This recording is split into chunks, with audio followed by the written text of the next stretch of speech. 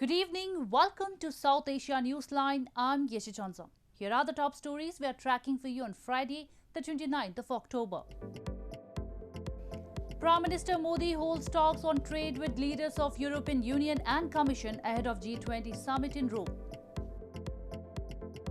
Locals and political activists hold massive rally against inflation in Gilgit Baltistan.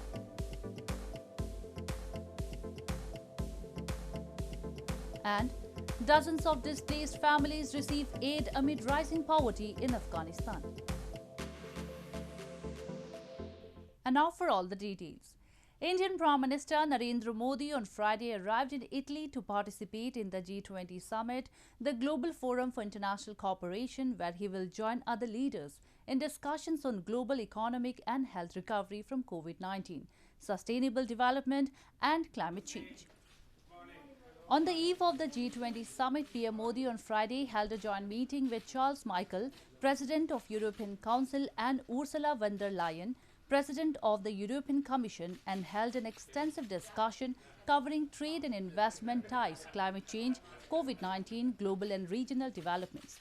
The Prime Minister later paid floral tribute to India's freedom movement leader Mahatma Gandhi's bust at Piazza Gandhi and also interacted with members of the Indian community gathered there. PM Modi is expected to hold bilateral meetings with heads of several states on the sidelines of the G20 Summit. On October 30, he is scheduled to meet Pope Francis at the Vatican and will attend the G20 Summit.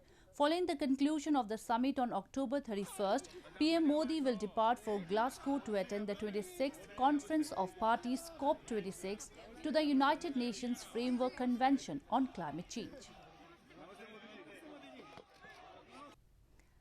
Indian Army Chief General Naravane on Friday said the theaterisation process of the country's military is underway and new technology is being inducted, keeping in view of the changing character of wars.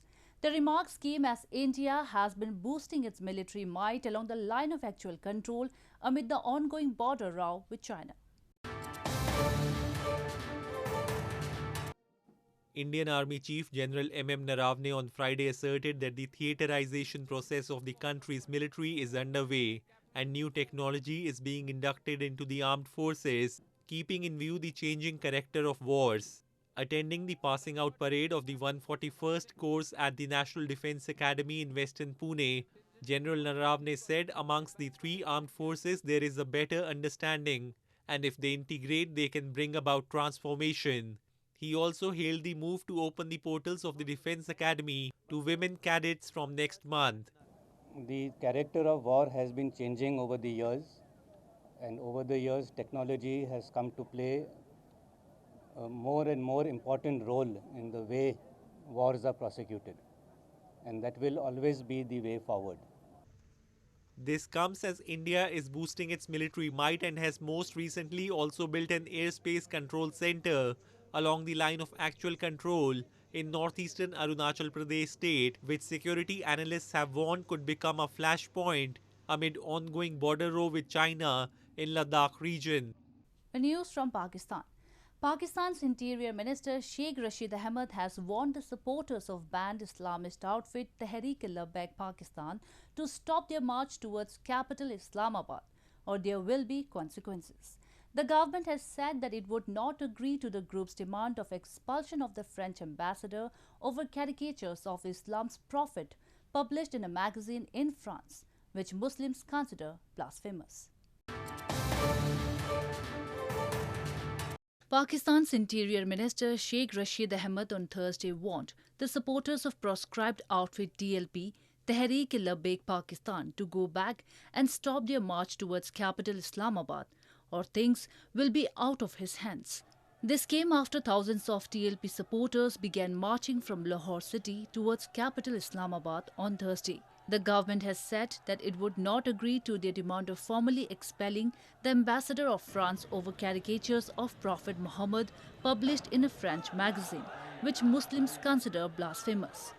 The Interior Minister said he had spoken to TLP's imprisoned leader Saad Hussain Rizvi by phone, but further talks will be held only if the protesters go back, or else there will be consequences. और आपने जो हालात पैदा किए हैं इससे ना आपको कोई फायदा होगा अल्टीमेटली, मैं अल्टीमेटली ये कह रहा हूं, आपका भी नुकसान होगा, हमारा भी नुकसान होगा. Meanwhile, Pakistan's National Security Advisor Moeed Yusuf, in a series of tweets on Thursday, said that the proscribed organization has crossed a red line after at least 4 police personnel were killed in violent clashes this week. It is the group's third countrywide protest campaign since 2017 over the caricatures that are considered deeply insulting by Muslims. Moving on, the opposition PML-N party recently held a massive protest rally in Gilgit Baltistan over the skyrocketing inflation and blamed Pakistan's Prime Minister Imran for failing to control the frequent price rise of essential commodities. The protesters, including locals of the illegally occupied region, expressed it has become difficult for them to survive and they want to get rid of the tyrannical government. The opposition Pakistan Muslim League Nawaz or PML-N party recently held a massive protest rally in Gilgit Baltistan against Prime Minister Imran Khan's government over skyrocketing inflation, which they claim has made the survival of people difficult. Scores of protesters, including locals, marched out of the houses to take part in the rally in the illegally occupied region. They blamed the failed policies of Prime Minister Khan have led to frequent price rise of all essential commodities in recent months. They expressed they want to get rid of the tyrannical government to bring about development. तुमने अमीरों को गरीब कर दिया, गरीबों को गरीब तर कर दिया. लोग रोटी के लिए हाथ फैलाने पे मजबूर हैं. अस्पतालों के बाहर लोगों की लाइनें लगी हैं. आपने दवाइयां महंगी करके ब्लड प्रेशर, शुगर, हार्ट के मरीज, बुजुर्गों को बिस्तर मरक पे सिसक के मरने पे मजबूर किया है. और तुम मदीने की रियासत के नाम लेते हो. लानत होनी चाहिए तुम्हारी शक्लों और तुम्हारी अक्लों पे. Meanwhile, Pakistan's Finance Ministry in a recent report this week warned that the exchange rate, commodity supplies and seasonality could further intensify the magnitude of prices and transportation costs in the country. The country's inflation rate was mainly driven by monetary and supply side factors, including domestic and international commodity prices and dollar exchange rate, the report said. The United Nations cannot get enough cash into Afghanistan to deliver humanitarian aid to millions of people on the brink of starvation and is struggling to develop options to help stabilize the collapsing economy.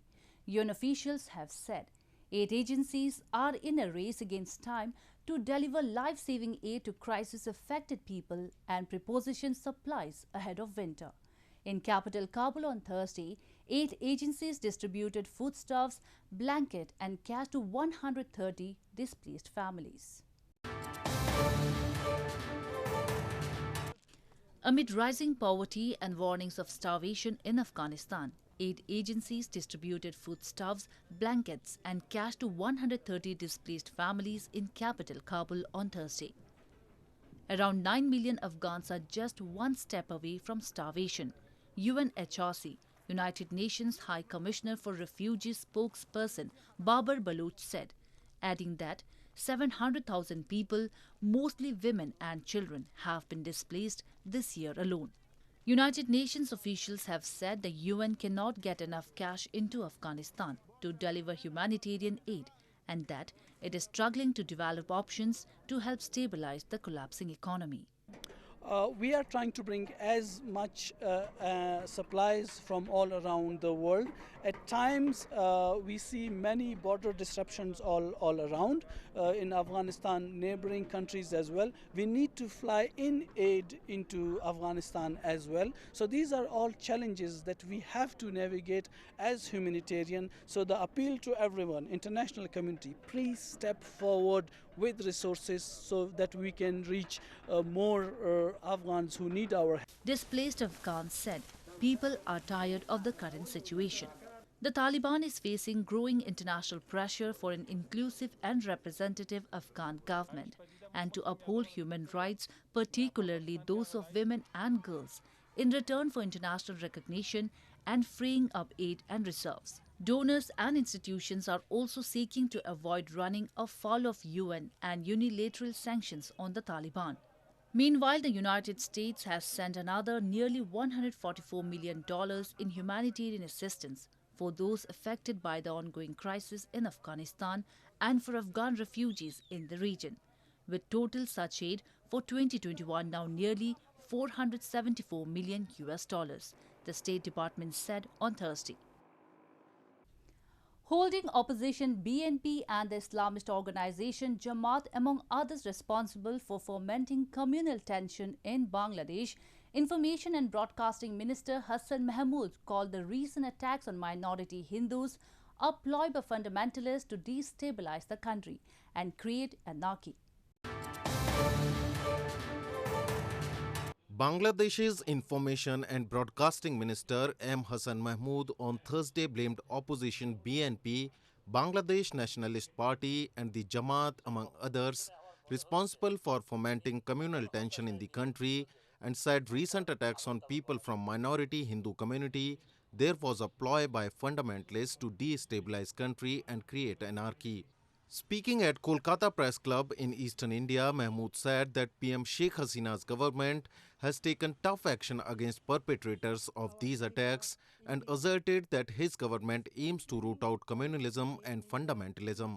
In Bangladesh, no Hindu or no Muslim has the mentality to put Quran in Puja Mandap or to put Gita in mosque. No people believe in that. They don't have the mentality. So this was a ploy, political ploy, by the parties, by the fundamentalists to destabilize the country and create an anarchy.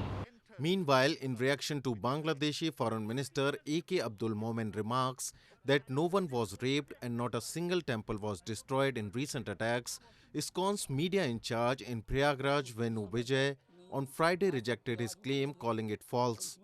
Das said that Hindu temples in Bangladesh were vandalized and everyone has seen it. Momen in a statement on Thursday had said that contrary to all the ongoing propaganda, only 6 people died during recent violence. He accepted that idols of deities or goddesses were vandalized. On Thursday, several BNP supporters were arrested in Bangladesh and over 400 charged with vandalism and rioting at Durga Puja marquees. However, BNP leader described the police action as a ploy of the ruling party to malign them. As Diwali, the festival of lights, is just around the corner, people across India are in a festive spirit. In a bid to promote eco-friendly celebrations, a non-governmental organization in eastern Bhubaneswar city has been running a campaign to gift plants instead of bursting firecrackers, which is a usual practice during Diwali. People across India are in a festive spirit as Diwali, the festival of lights, is just around the corner. But people are now cautious and also concerned about the environment amidst the festive season. In order to promote eco-friendly Diwali celebrations, a non-governmental organization in eastern Bhubaneswar city is running a campaign to gift plants this festive season instead of burning firecrackers, which is a usual practice that immensely degrades the air quality in the days after. The organization is making complimentary gift hampers with a plant, hand-painted diyas or earthen lamps and homemade chocolates. Because unless there is a value that I attach to trees, I may just plant trees as a tokenism and then I'll forget about it. So we thought, how do we do that? How does this cultural association, how do we strengthen that? Meanwhile, in Midnapur town in India's West Bengal state, artisans are busy making dolls for decorations for Diwali. Due to COVID-19 situation last year, the businesses were badly affected, but this time they hope for better sales. Diwali, India's biggest and the most important holiday of the year for majority Hindus, will be celebrated on November 4. Well, that's all we have for you from South Asia this evening. Now our viewers can watch the show on SouthAsiaNewsline.com. You can also visit us on Facebook.com/AsAsiaNewsline and follow us on Twitter @AsAsiaNewsline. That's all in tonight's edition.